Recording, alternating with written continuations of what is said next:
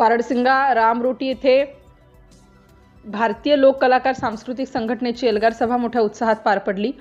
या सभेत तालुक्यातील लोककलावंत मोठ्या संख्येने उपस्थित होते। संघटनेचे अध्यक्ष प्रकाश काळे गुरुजी यांच्या अध्यक्षतेखाली झालेल्या या बैठकीला प्रमुख पाहुणे म्हणून शाहीर ज्ञानेश्वर पाटील, शाहीर सुनील डहाट, रवींद्रजी डिमोले, सविता घाटकीने आदी मान्यवर उपस्थित होते। अध्यक्षीय भाषणात काळे गुरुजींनी कलावंतांना संघटित होऊन हक्कासाठी लढा उभारण्याचे आवाहन केले।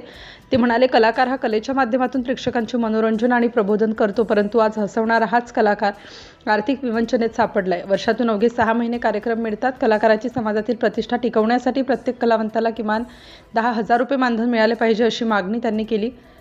भजन कलावंत प्रत्येक गावात असल्याने त्यांची संख्या मोठी आहे। सध्याच्या जिल्हानिहाय 100 कलावंतांचा कुठे अत्यंत अपुरा असून 300 कलावंतांची दरवर्षी प्रत्येक जिल्ह्यातून निवड व्हावी, यासाठी संघटना प्रयत्नशील असल्याचे त्यांनी यावेळी सांगितले। वेळ पडल्यास रस्त्यावर उतरून संघर्ष करावा लागला तरी चालेल, म्हणजे संपूर्ण आयुष्य मी कलावंतांसाठी खर्च घालणार आहे।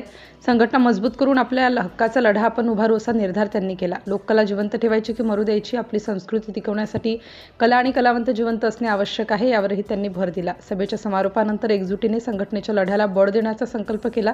या सभेला गोपालजी भिसे, युवराज आमले, रवींद्र मुसळे, रामनाथ गोरे, बाबूलाल गुजरवार, गंगाधरराव डोंगरे, रामेश्वरराव लोहे, लोकेश फुले, जयश्री धोटे, शुभांगी वाडके, सुशीला डांगरे, गंगाबाई आगे, बेबीबाई पठाडे सर्व कलावंतांची संघटना मजबूत करून एक लक्ष्य उभारून संघर्ष करायचे ठरवले आहे।